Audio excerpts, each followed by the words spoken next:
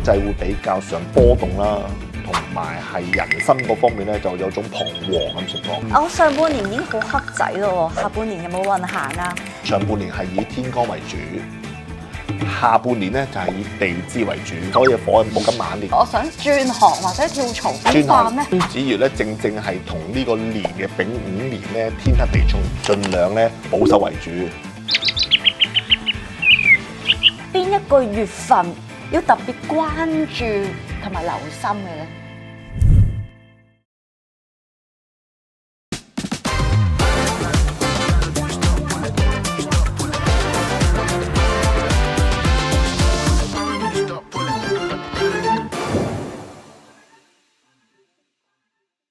？Hello， 大家好，歡迎嚟到振鴻師傅嘅 channel， 我係主持 Chris。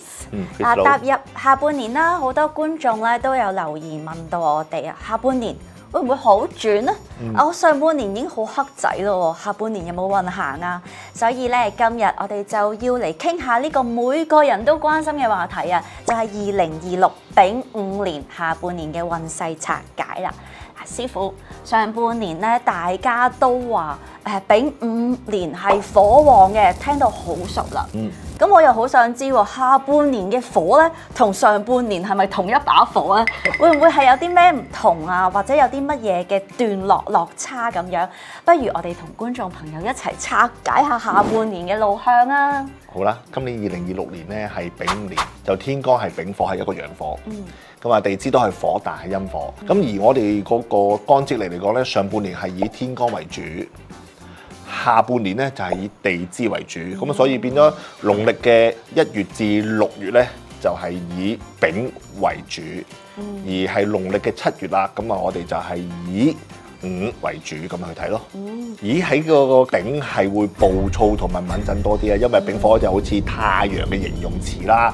嗱，我上個月嘅月度運程啦，丙午年甲午月咧，我預測會喺啲東南亞大火，大家要注意喺東南亞一帶，例如新加坡、馬來西亞呢啲地方咧，就要注意有啲大型嘅火災。真係啦嚇，早幾日就係真係大火咗啦嚇，咁啊變咗就多。叫做係唔好彩啦，係啦，有啲唔開心嘅事情發生啦，嚇咁啊，好到下半年啦，下半年午嘅開始啦，咁啊即係7月到農曆12月啦，咁啊火係屬於陰火嚇，咁啊所以火冇咁猛烈，咁啊以桃花腳為主，因為午係屬於桃花腳嘅，咁啊所以變咧下年咧大家都係有種可以坐得埋傾嘅性質。咁啊，不如師傅我哋宏觀少少睇啊，睇下下半年嘅樓市經濟個運勢係點樣？上啊、落啊，定還是平穩啊？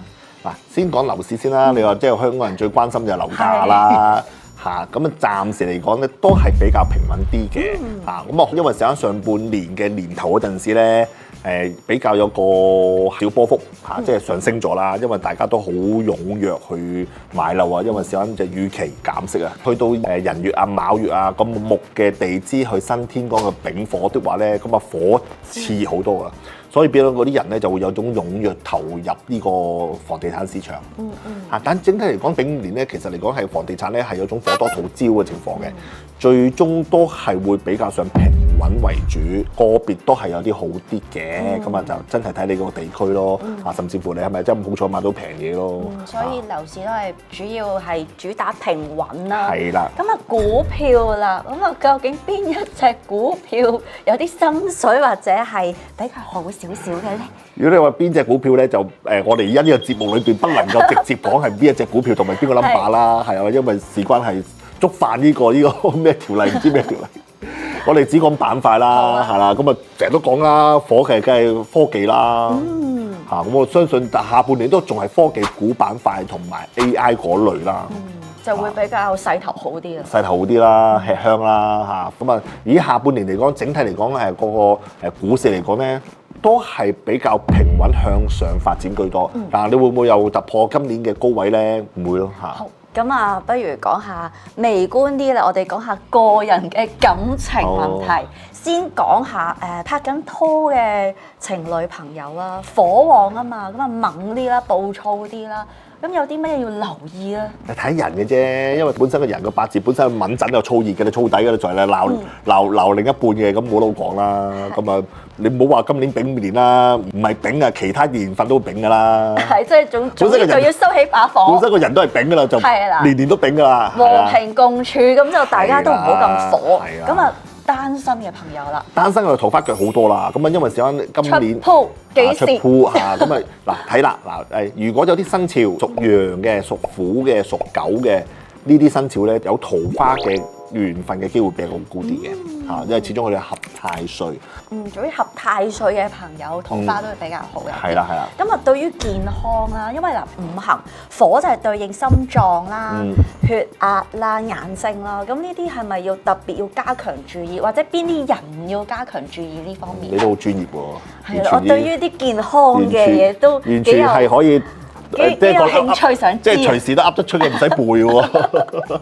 所以今年火咁猛嘅情況之下咧，咁啊血壓高嘅人要小心啲啦嚇甚至乎係有心臟病嘅人都要小心啲啦，因為時間火咁猛啦。咁嚟緊呢個我哋農曆7月同埋農曆8月的話咧，丙申啦，同埋係丁酉啦，呢個月2個月的話個火再加強啲嘅情況之下，如果係忌火嘅八字同埋係火旺嘅八字的話咧，係會比較偏高，同埋會容易有啲心臟病啦。咁我相信嚟緊呢2個月，農曆7月、農曆8月嘅火咁旺嘅情況之下咧，應該氣温比較偏高，温度好熱，咁啊有啲心臟病啊，或者係血壓比較偏高啊，容易頭暈啊嘅人士咧，嚟緊呢2個月咧，盡量係喺啲室內啊。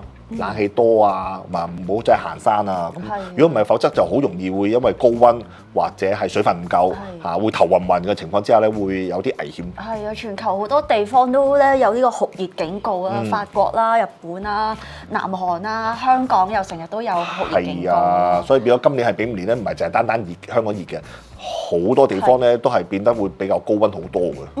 咁啊，不如我哋再仔細啲睇下，譬如唔同五行屬性嘅人下半年嘅運程又係點？嗱，我知道木火嘅人咧就應該係旺啲嘅，係咪躺平都會贏咧？嗱，我哋逐個講的話咧，我哋木火土金水去講啦。咁就如果木命人的話咧，如果個用神都係旺火的話咧，今年就係會個工作發展同埋發揮表現嘅最好嘅年份。公司好多俾你工作發展機會的話咧，下半年都會好多，亦都可以咁講，冇咁辛苦。因為上半年嘅丙火咧，真係辛苦好多，同埋好多嘢做，好多嘢都係靠自己做。佢下半年咧少咗好多嘢做，都有人幫手，升職都有望。如果係因為公司嘅人手不足，或者有啲人冇做，公司又冇請人，咁啊自己做埋一腳踢的話咧，咁下半年咧就叫冇咁辛苦。咁啦。咁如果屬金嘅人咧，譬如火克金啦，咁會唔會係捱打下半年？哎呀，好特別凄涼啊！會下半年都係冇咁辛苦，即係我哋總之以係天干嘅丙火咧，上半年係辛苦好多嘅。咁啊，下半年都係辛苦，但係咧就冇咁辛苦，因為點解咧？因為去到下半年嘅情況咧，農曆丙申月同埋係丁酉月，咁啊始終地支咧都有金，因為辛金同埋酉金都係會加強翻佢啲金氣。咁啊，即係唔係你帶嗰啲金氣啦，梗係咁啊，所以變得咧，佢都會係多多少少咧，係忙起上嚟咧，就個人感覺上冇咁辛苦啊，又或者上半年都忙夠啦，忙都可以超下嘅。過埋中秋節都可以超下噶啦，中秋節快啊！快咁捱多2個月啦，丙申月同埋丁酉月啦，之後就中秋節就可以輕鬆好多噶啦嚇。咁啊到屬水啦，咁啊水火相沖，好多人都知啦。咁個人會唔會特別容易浮躁一啲咧？人會唔會浮躁啊？咁啊睇下你個水多定水少啦。咁水多咧，水多就好多，因為水多的話咧，事業方面咧都會有啲好多諗法出現嘅嚇。因為有種水火激盪嚇，咁啊64卦嚟講咁啊水火既濟啦嚇。咁你諗下，若然我哋燒嘢食的話咧，去到最尾的話咧，你會淋啲咩落去啊？水咁一盤水落去，咁跟住會有啲咩反應出現啊？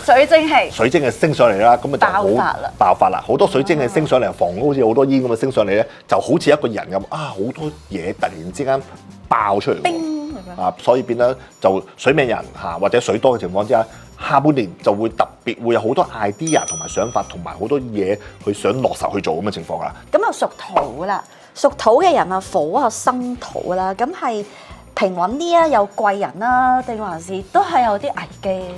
危機就冇啦嚇，加上有丙火同埋午火咧，咁啊兩個都火得一身旺嘅土命人的話咧，今年就貴人力都係比較上好啲啦，比其他五行嘅人員的話咧，佢都係比較上舒服啲嘅。咁係咪真係要躺平咧？咁啊始終梗係冇躺平啦，努力啲比較好啲啦。我哋係努力積極裝備喺下一年嘅。咁睇嚟下半年咧，好多人都有轉機啦。咁啊，講起下半年嘅運程啦，好多人都會想知道每個月份大概個運勢係點嘅。咁如果咧你想知道更加精準嘅話咧，就要留意震雄師傅每月月度運程啦。咁啊，今日咧就可以大概粗略講下啦，邊一個月份要特別關注同埋留心嘅咧？有一個月咧係農曆11月。農曆11月年尾咯喎，年尾㗎啦，因為農曆11月咧係庚子月，庚子月咧正係同呢個年嘅丙午年咧天克地沖，即是年嘅丙同埋係呢個庚咧陽金咧係啱啱係克，咁啊子月同呢個年嘅午咧子午沖，所以變咗形成天克地沖，所以變咗呢個月咧的話咧會個比較上動盪啲啦。經濟會比較上波動啦，同埋係人心嗰方面咧就有種彷徨咁情況。咁呢個月份最關鍵嘅心態，大家要有啲乜嘢？心態就留意就係盡量咧保守為主嚇，就即係冇咁進取咯。冇咁進取係啊，咁啊所以現金為王咁啊最好啦。師傅，咁如果啱啱擲正嗰個月份，我想轉行或者跳槽，點辦咧？嗱，轉行跳槽咧，呢啲對經濟大市咧唔太影響嘅，因為個人自身嘅問題啫嚇。咁我所講嘅庚子月嚇，農曆11月都係以嗰個經濟大市啊、局面啊，同埋係呢個國與國之間嘅環境嘅問題會有衝突比較大啲。咁啊，所以農曆11月大家都有定個心理準備，可能有啲動盪啦。咁啊，去到差唔多最尾呢個時候咯，我就想知道啦，呢個問題咧，可能我要代好多朋友問。上半年你朋友啊，或者係我上半年都有啲黑仔啦，咁啊有啲唔如意啦。咁下半年會唔會有一啲補救嘅方法可以改善到？好啊，我教大家一個方法啦。始終我哋暫時都唔知觀眾啊，我啲粉絲啊係咩命格噶嘛。咁我哋以今年嘅2026年嘅流年飛星咧嘅最好位置啦。咁啊，我哋剩翻半年時間，咁啊半年下半年都個午嘅年份啊嘛，即係桃花腳啦。而午火亦都係上文屬火，咁啊，所以變得喺今年流年飛星嚟講咧，東南位係九子火。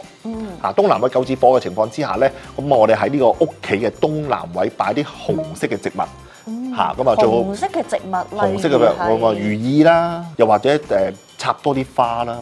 火百合嗰啲可唔可以？火百合得，火百合啊，或者一啲紅玫瑰咁樣。紅玫瑰唔好啦，有刺唔好啦，係啊，篤親自己就唔好啦。咁土種嘅植物好定係水種？水種植物好，因為時候我哋係想呢個下半年咧，個午嘅性質咧係桃花啊嘛，增加呢個桃花同埋人緣啊嘛。如果大家都係諗住下半年想去轉工，想多啲人際關係，想多啲人去有啲 offer 俾你嘅，咁啊桃花啦、人際關係啦、人緣啦，所以要用水咁我哋喺九子位嘅東南位裏邊咧，擺啲水種植物係要花或者紅色嘅植物，咁啊單身嘅男、單身嘅女咁啊可以增加桃花啦，又或者想轉工增加個人緣啦。紅色植物或者花。咁如果我唔擺植物嘅咧？唔擺植物嘅就可以喺東南位擺啲嘅粉紅色嘅水晶樹，咁有啲細細盤嗰啲粉晶樹咧，粉紅色水晶球都可以嚇。OK， 咁啊，如果各位觀眾朋友們，你哋都有故事想分享，或者想知道自己個命盤更加詳細知道嘅話咧，都可以加我哋嘅 WhatsApp 咧，聯絡震雄師傅嘅助手㗎。咁啊，下一集我哋再揾震雄師傅嚟拆解大家八字上面嘅問題啦。今集係咁多啦，拜拜。